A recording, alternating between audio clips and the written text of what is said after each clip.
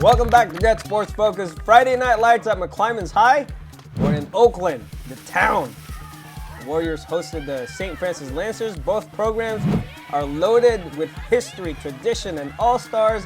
Check this out.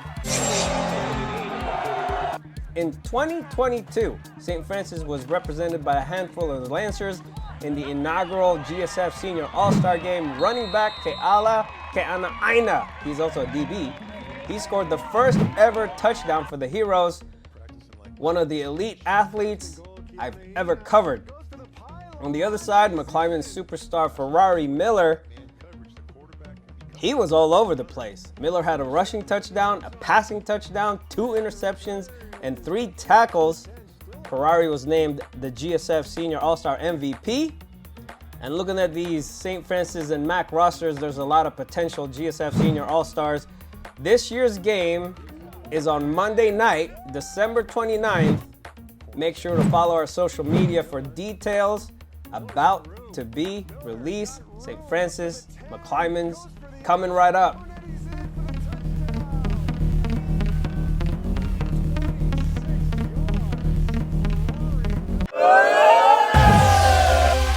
Get Sports Focus is brought to you by Summit Partners, leaders in growth equity investing. Ike's Lovin' Sandwiches, championship level sandwiches every single time. Nachos and tacos your way, the official caterer of GSF special events. Exios, the official training facility of Get Sports Focus. Gains and Shreds Meal Prep, making eating healthy easy. And by South Bay Construction, a reputation built on trust.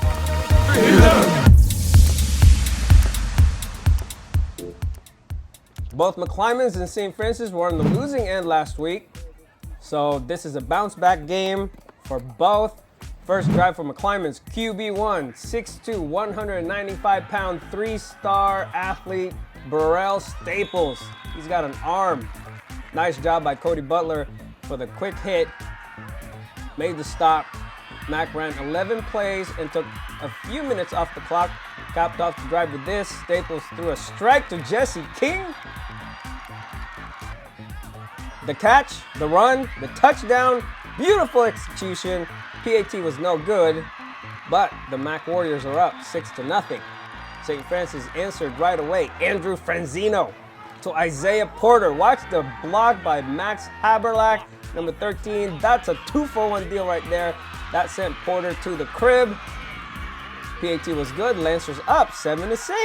Looks like we're gonna have a high-scoring game. But just before the break, Lancers with the ball. They were moving with Motu Ke'ana running the rock, but penalties killed a few positive yard plays. Let's go to second quarter, same drive. McClymonds defense managed to put the Lancers back. Combine that with some false start penalties, and St. Francis pinned themselves inside the 5. Sophomore QB Drew Cumby got his shot, but Mac, they play fast and physical. Washington commit, Rajon Duncan with a boom. That's not good.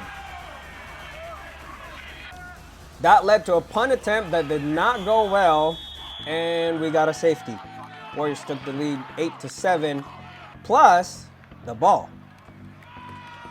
And that's key because Mac got going right away. Kian Davis Jimenez got some yards on this play. 2 plays later, St. Francis 3-star linebacker and Stanford commit Chase Cahoon with a stop for no gain. These two teams are pretty equal if you ask me. Staples, he took this one himself. Mac was rolling at this point.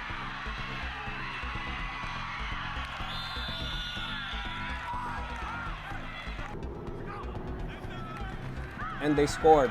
Staples to Duncan. Perfect throw, perfect catch. Both toes in. That's Mac football right there. 14-7, halftime score.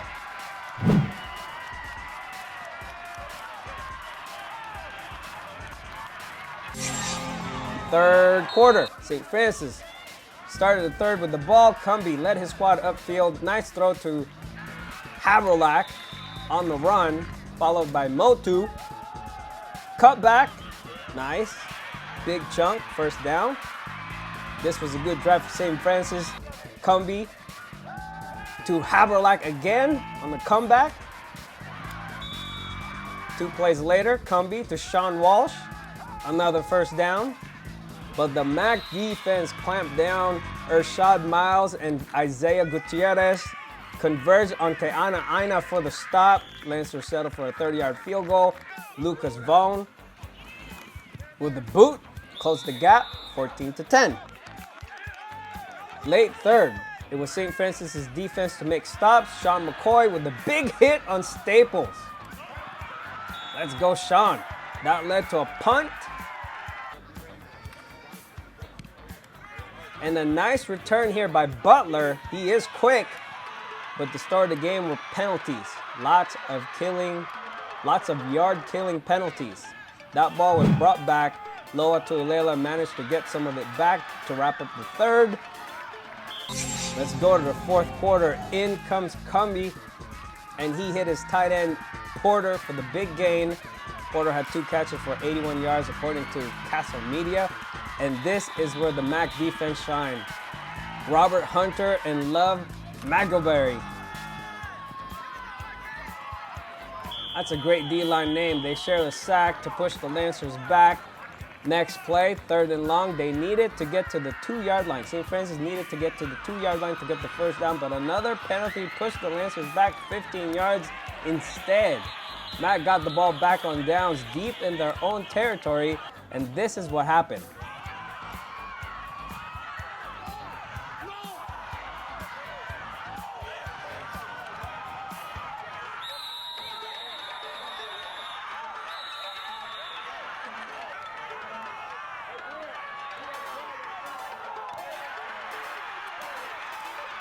So the Lancers got a shot at it.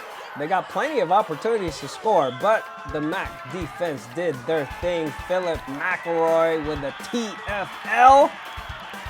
So push him back, followed by this. 2 back-to-back sacks by San Diego commit Koi Tayese, sending the Lancers backwards.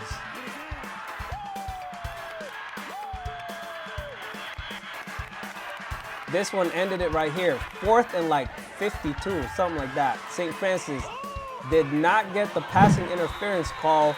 Maybe the ball was uncatchable, but the Warriors flexed their muscles in this one.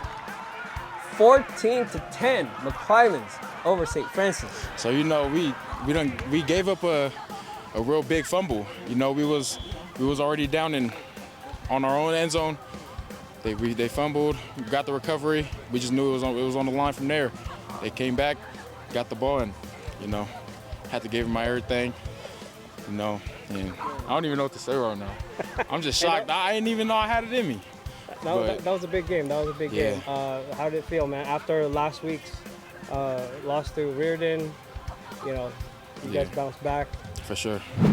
It was it's definitely a blessing, but I can't say we didn't work for this. We've been grinding overtime every day. Practice over, we in the trenches. We still here. Me and my linemen working out after practice. We work for this. I feel like we deserve it.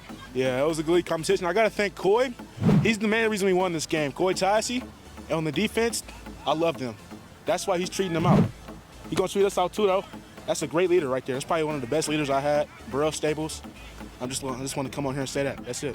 I thought it was just all about the intensity. I feel like last week we came out here way too lackadaisical, and we weren't prepared enough. And I think this week we all had accountability. We showed up ready to work. I think that Reardon loss was really more of a blessing in disguise because it showed us who we were at the moment and what we really needed to do, and we were BSing for way too long.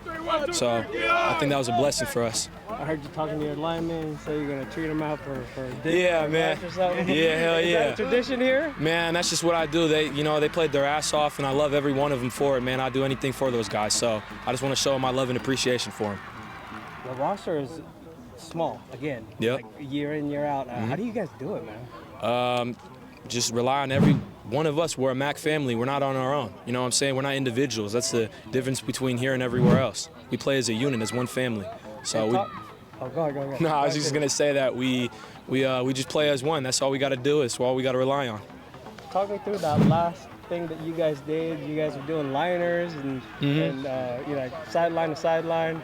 Is that like, I thought you guys do that when you lose, but No, we do that. We do that no matter what because of the low numbers that we got. So like I said, everybody has to be accountable and everybody has to be in shape. So no matter we win or lose, we're gonna do the same thing no matter what. It's been a tradition before I got here, and it's been while I got here, and I'm sure it's gonna go after. So tell us, for the rest of the season, what can we expect? You can expect big things from a state championship this year.